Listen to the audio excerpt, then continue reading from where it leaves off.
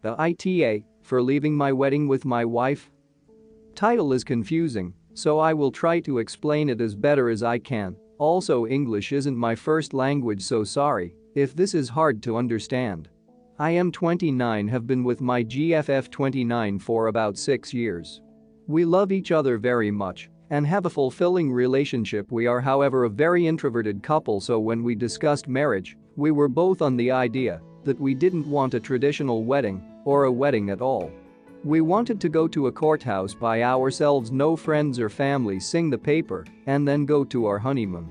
In our country this is very weird, since weddings are expected to be massive, over the top, and every member of the family must be invited disregarding your level of closeness with them. We got engaged in relative secret since we were already living together and shared the information with our closest family. When they asked for our plans and we told them, they didn't take it very well, and a lot of fight began with both families, but especially with my mother and mother-in-law, who would not tolerate a marriage that didn't involve the Catholic Church. After a few months of fighting, and since there's a pandemic going on, we went ahead with our plans and got married by ourselves and went to a month-long stay in a secluded cabin. When we returned, suddenly all bad blood with our parents and extended family was magically gone, and both my mother and mother-in-law were again very friendly, as if nothing ever happened. After about 3 days since we came back, my mother-in-law invited us to the wedding of one of her friends as proof that all was forgotten. She said she would pick us up so that we wouldn't get lost, which was weird, but we didn't suspect anything. The day of the wedding we arrived at the location and see that everything is still being putting up, so we figured we were a bit early and should help, but then I saw my family and some of my in-laws. Turns out it was our wedding and they had planned it to be a surprise. They already had a dress, church, food, DJ, everything. Of course, we were shocked as we were very vocal that this is not something we wanted. Then they told us that since we were driven there, we wouldn't be able to leave and should just be grateful. Here the story becomes too long to fit the 3,000 limit, so to summarize, we called a friend to pick us up and we left. Of course, both families are super angry at us and constantly call us to tell us how ungrateful and disrespectful we are. At first, I thought we were right to leave as we made or reasons for not wanting a wedding, and especially a religious ceremony, but we've been told they invited over 200 people and felt very humiliated when everyone arrived and we weren't there, so now we are doubting, and there's nothing like asking strangers for judgment. So Reddit, am I we the assholes? Now for some comments. NTA, they basically kidnapped you to perform for them. You had every right to leave. That's exactly what we felt. She drove us there, so we would have to stay. Basically, we were taken as hostages. This story is so insane that I'm questioning that it's real or not. How can people be so self-absorbed they show no regards for others like this? They treated you like puppets, NTA. That's actually is my favorite trick. Just put them in the middle of it with no way out, and they have to comply to save face, because otherwise they humiliated us, and how could they? Yes, we can, and you deserve humiliation. NTA. They had no right to do that. You told them you didn't want this and were hoping to embarrass, guilt, shame, trap you into doing it anyway. They're upset that you put them in an uncomfortable position, but that's exactly what they'd planned for you. I'm glad you guys stood up to them as a team. Thank you. Ever since we announced our plans, the guilt trips and manipulation was been over the top. I read a story a while back about a couple who were fighting both families over how the wedding should go. Like, the bride wanted to wear a slim, fitted dress, T-length, but the groom's mother insisted it should be a full-on princess style. The couple wanted a navy and silver theme, but the bride's mother insisted on pink and cream. Lots of stuff like that. Long story short, the couple got invited to a family reunion or a relative's 60th, something like that, and when they got there it was a surprise wedding. The bride was pretty much manhandled into a princess wedding gown, and the groom, who had been led away when they arrived to come and meet your Uncle Bill from overseas or similar, was looking shell-shocked in a kilt at the front. He hadn't wanted to wear a kilt. It was a crazy ride and totally believable, and was about 40 years ago. Both families teamed up against a couple, in a nutshell. NTA. My husband and I eloped at the courthouse 19 years ago because of issues with family wanting a major and inappropriate say in our wedding. I have never regretted not giving into the guilt trips, screaming, and other forces brought against me. It's you let them win now, your boundaries will never be respected. No is a complete sentence. The wedding ceremony is between two people, and how they envision the process is all about them, never for others. The odds are your mother's trying to force you to have anything other than you dream. NTA. The humiliation was self-inflicted. You told them what you were going to do and did it. If they cannot respect that two consenting adults have their own ideas and preferences, that's their problem. Congratulations on the wedding you both wanted. Thank you. I guess they just couldn't accept that we weren't having a church wedding. Now for the next story. AITA for telling my neighbor to get FED when he told me to remove my doorbell camera. So lately, there have been a number of burglaries in the area I live in. My wife and I were among those who got burglarized, and most of the stuff we lost were packages and electronics. My wife and I both work long hours, so we're not home most of the time, and despite taking precautions, we still are concerned for the safety of our belongings as well as other things.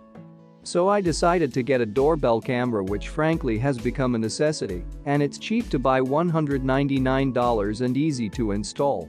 And so far we were able to catch a number of thieves in act. To my surprise, some of them I knew personally and were from the area, which helped a lot in getting our stuff back.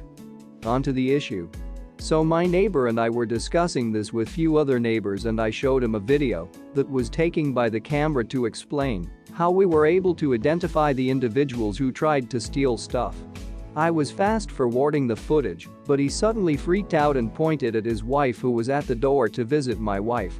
I was confused when he asked how long I've been keeping this video and if I made copies of it. He then proceeded to tell me it did not feel right to see his wife being recorded by the doorbell cam, and the fact that I didn't get rid of this part since it had nothing to do with catching the thieves made him uncomfortable.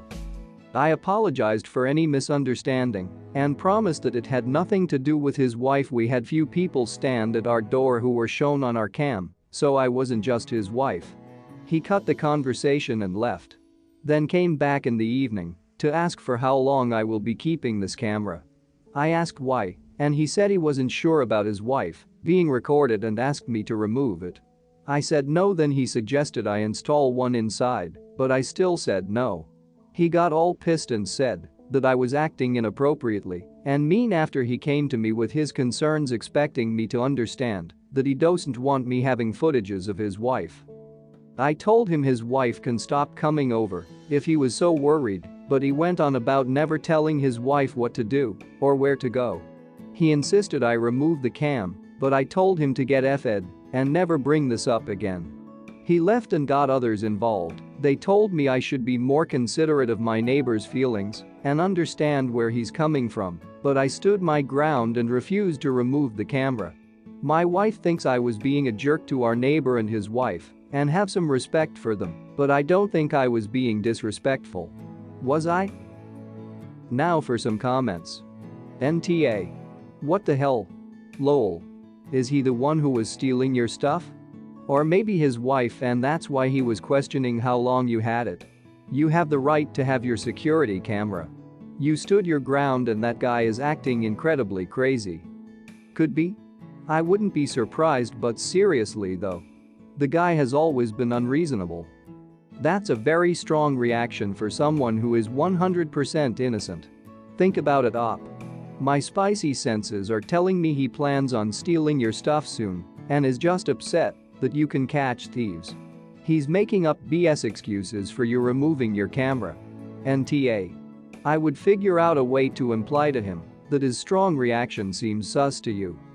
What level on the Scoville scale is your spicy sense detecting? I'm usually not the devil's advocate type, so please feel free to disregard this comment, but I thought I'd provide an alternative suggestion. I'm a survivor of severe familial abuse and have had issues with being stalked by my abuser, which has meant locking down as much identifying information as possible. If someone were to need similar extreme measures witness protection, for example, it would make sense to have concerns about video that is being shared publicly. I often have to ask people not to record, photograph me at events or tag my location, as it jeopardizes security measures to conceal where I am located and those close, important to me, as it also keeps my loved ones safe from similar harassment and abuse. Obviously, this is a very specific example, and chances are they've been involved in the Porch Pirates' motley crew. But it's always worth considering all options and giving the benefit of the doubt for those who are in difficult situations they have little control over. Regardless of the reason, OP is NTA. NTA, as you pointed out, if he's concerned about his wife being on camera, she doesn't need to come over. Also, realistically, dude needs to realize that we are all filmed every day when out in public.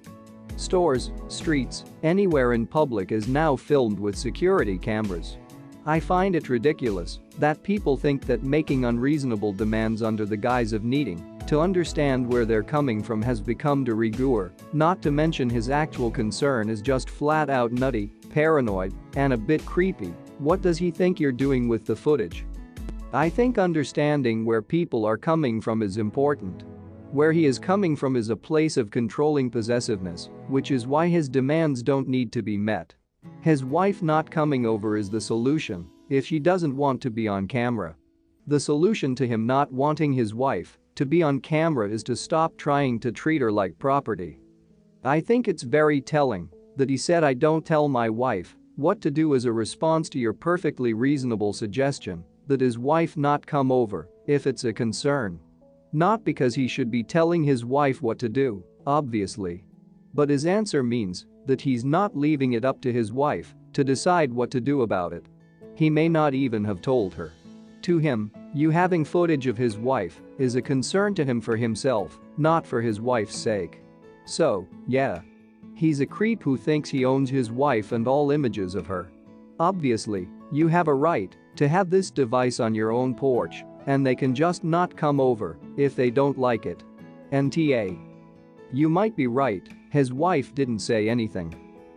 Now for the next story. AITA for not interacting with housemates. I, 21, am a student who recently, about a month ago, moved into a new place. We are currently 4 people, 2 women, 2 men.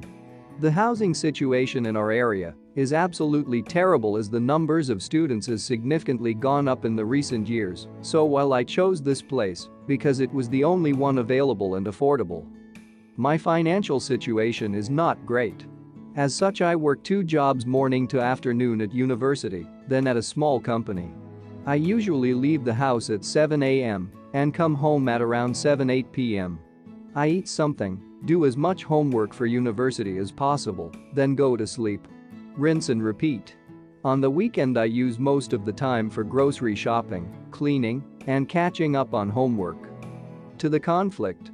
My housemates are all pretty much stuck at home. Our university does about 90% online learning, and everything is locked down in our city, so no nightlife or anything.